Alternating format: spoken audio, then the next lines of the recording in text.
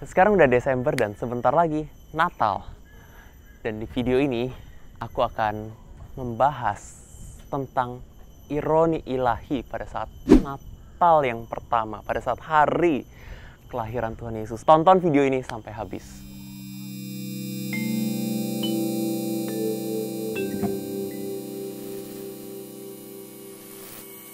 Ada berbagai hal yang lucu, yang aneh sebenarnya, yang kalau kita baca dari kisah sejarah yang ada itu jadi sangat-sangat menarik sebenarnya. Pertama yang aku mau bahas di video ini adalah mengenai kerajaan Romawi. Karena saat Yesus lahir, Israel ada di bawah penjajahan Romawi pada saat itu. Sebelum zaman Yesus lahir, kerajaan Romawi adalah suatu republik, bukan kerajaan ya prinsipnya.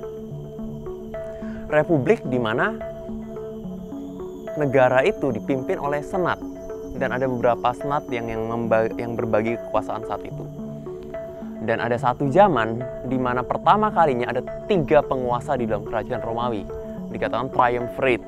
Saat itu orang-orangnya yang sangat terkenal adalah Julius Caesar. Mungkin kamu pernah dengar namanya. Julius Caesar, Sextus Pompeius, dan Marcus Licinius Crassus. Dan yang terjadi di saat itu adalah satu sama lain tidak senang dengan keberadaan yang lain. Tidak senang ya bisa dengan berbagai alasan. Bisa dengan merasa posisinya terancam, bisa dengan merasa visinya tidak sesuai dan lain sebagainya.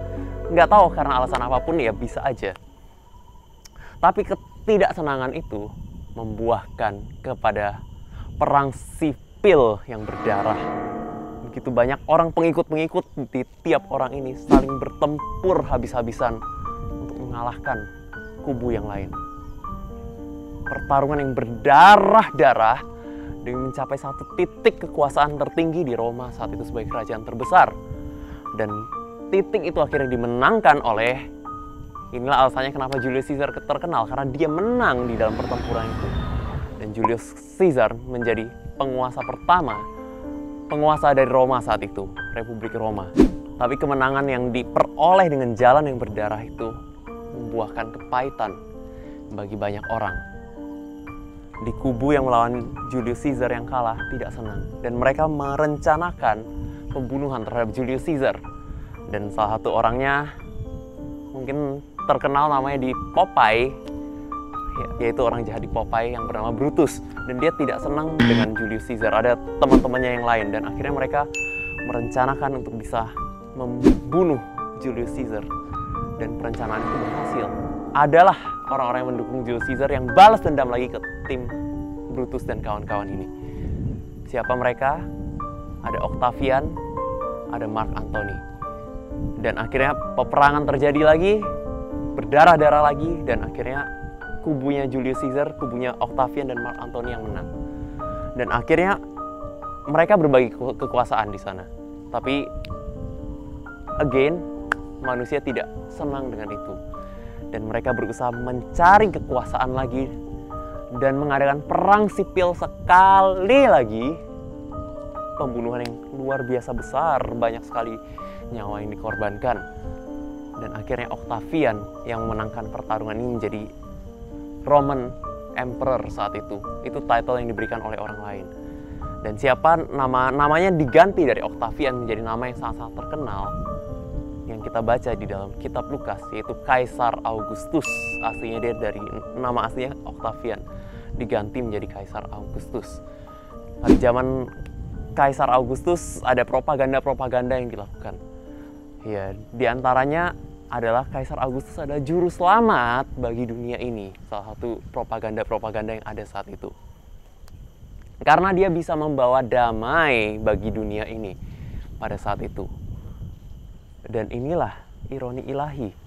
Orang selalu memberitakan kabar baik kemana-mana bahwa Kaisar Augustus adalah sang juru selamat, sang pembawa damai. Dan ini sangat-sangat ironi. Sang juru selamat yang memperoleh kekuasaan menjadi juru selamat dengan cara yang berdarah-darah, menghabiskan nyawa banyak orang yang katanya membawa damai, tapi dengan kekuatan militer yang kuat yang menghabiskan nyawa banyak sekali.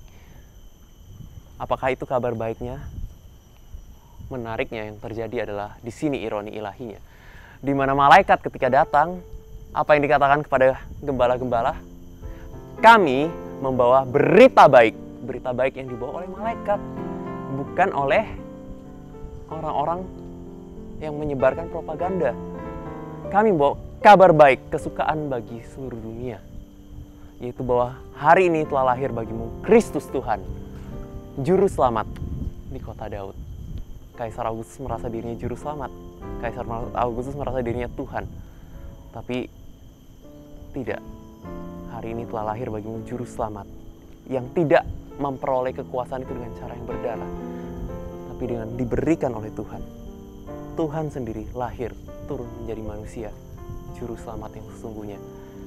Kepada gembala-gembala itu malaikat menyanyikan kemuliaan bagi Allah di tempat yang maha tinggi. Allah bukan di istana Romawi, Allah di tempat yang maha tinggi. Dan damai sejahtera di bumi di antara manusia yang berkenan kepadanya, bukan yang berkenan kepada kaisar.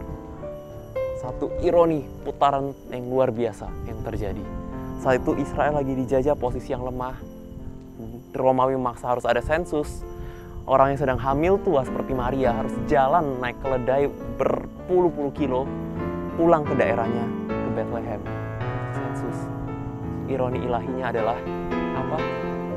Romawi mengira mereka masih berkuasa, memakai kuasanya untuk memaksa bangsa Israel. Yang terjadi adalah kekuasaannya itu diputar balikan Tuhan untuk menggenapkan firman Tuhan supaya Yesus bisa lahir di Bethlehem.